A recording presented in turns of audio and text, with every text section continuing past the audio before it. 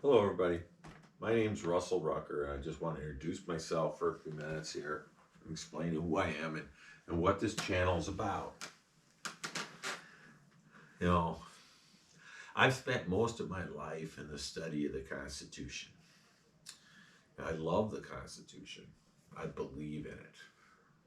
And frankly, when I first read it, it shocked me what it really said because of all the things I've been told it said. I have served in government. I've served in a lot of different um, elected positions in organizations as well. And what I really want to get at here is just showing you what the Constitution really means. In 1787,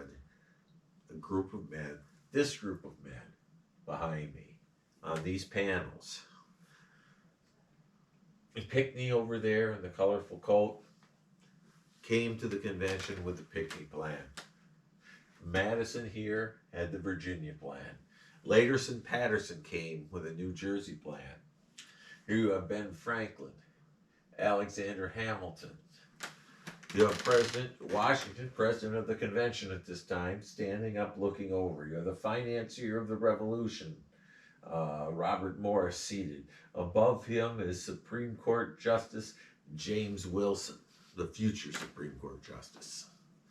And all these other men, some of them major figures, some of them a little more minor figures, were all important in our founding. So when you get into 1792, you have James Madison writing up the Bill of Rights, or what became our Bill of Rights. And then when you get past 1860s, you're talking about the Reconstruction Amendments. And what's important when you start talking about textualism and originalism is textualism is what the text actually says. Originalism gives you a meaning behind it because it shows what the original intent was, what the original arguments were in Congress when they were working on these amendments and when they sent them to the states. So all that information becomes important to understanding what the Constitution says, what our rights are, and what the rights of the legislature, what the rights of the president, and the rights of the judiciary are. So all these things matter to a clearer understanding. And that's where I'm coming from today. And that's why I've established this channel. And this is my studio. I've worked this studio out. There's a number of interesting things here, starting with our Liberty Bell here. A 1/5 Liberty Bell, made to the exact designs of our Liberty Bell from White House Chapel that produced the first bell. And they produced these replicas for the forthcoming bicentennial from 1968 to 1976. And they produced, I can't remember, it was 1,500, maybe it was 2,500 bells. So it's kind of a rare item. And I like to use it here because it is the Liberty Bell. On my right is the Grand Union flag. That's the first flag of our country. It has the British flag in the quarter, and the stripes all signify the 13 colonies. Okay, and it shows that we're united. Over on my left is the Bennington flag. It flew over the Battle of Bennington in 1775. So there's a lot of different things here that I use to try to show different aspects of our founding. Each month, I bring forth an amendment to discuss, and I bring forth a section in the Constitution between the preamble, sometimes the preamble, and the signature page. And then the rest of the month, I fill in with historical works such as Paul Revere's Ride, the Boston Tea Party, delegations that came forth, stories of certain founders, like, say, Ben Franklin or Thomas Paine. And I try to really explain all that went on. I am somewhat of an expert on the founding period. I spend every day studying different aspects. I read letters, I read original booklets like Common Sense and Letters from the Farmers of Pennsylvania, and a lot of different debates and arguments during the time of the founding. So I have a clear understanding of exactly what we're talking about. Following the Declaration of Independence, we formed a Articles of Confederation that was passed and I believe became effective in November of 1777. But by 1787, there were lots of problems, mostly of weakness of the document, and that's what these men were called to do. They were called to make amendments to the Articles of Confederation to make a better document. And they decided to cast that aside and bring forth a whole new document. And that's just part of our history and part of the understanding of the purposes. Now, there were 15 men that aren't pictured here. Gary is probably the biggest because Gary voted against it and he fought against it and he refused to sign. But there are others as well. And there are those like the William Houston, two of them with the same name, really. One from New Jersey and one from South Carolina that left early. Yates left early from New York. So there were those that left. Some left for sickness. Some left because they weren't happy with what was going on. One guy left because he was splitting the vote. See, each state only had one vote, and so they would have to meet and decide how they were going to cast that one vote. They would have to conference together. And all these things are important to the understanding of our original documents and what the Constitution actually means. My frustration with political people on radio, TV, in news articles, telling me things that I knew weren't true.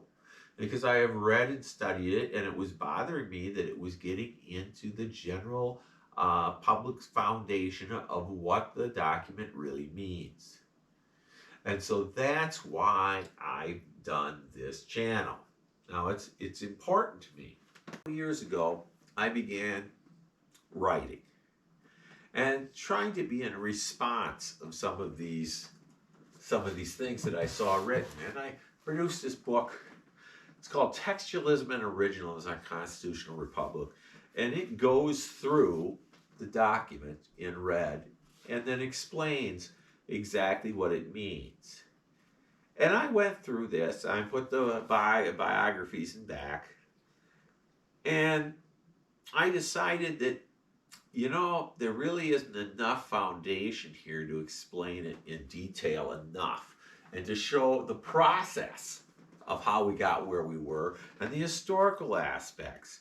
So I put out this book, Our Founders and Their Words and Why They Matter. And it goes through a bunch of our founders. Goes through Samuel Adams and Pierce Butler, Gouverneur Morris, Robert Morris, Richard Dobbs, Benjamin Franklin, Samuel Adams, and others. And I try to tell their story in one short essay after another. Basically, say 2 to 4 pages. And I go through that, the period that they're talking about, and it leads into the next story, and that leads into the next. And it kind of tells a story of our republic, and it tells the story of the Constitution itself, the Bill of Rights, it tells the story of the Declaration of Independence, and other events like the famous ride with Revere and Dow's and the Battle of Lexington and Concord. And I even get into the holidays from our founding. Thanksgiving, the 4th of July, Washington's birthday, now referred to as President's Day. And I try to tell that story. And as we speak, as I work each day studying and looking up things, and I'm working on another book on the Constitutional Convention itself, going through it in a tone of historical fiction. These books are nonfiction, but in order to try to bring it alive, I'm trying to tell the story of the convention itself. This is where I'm at.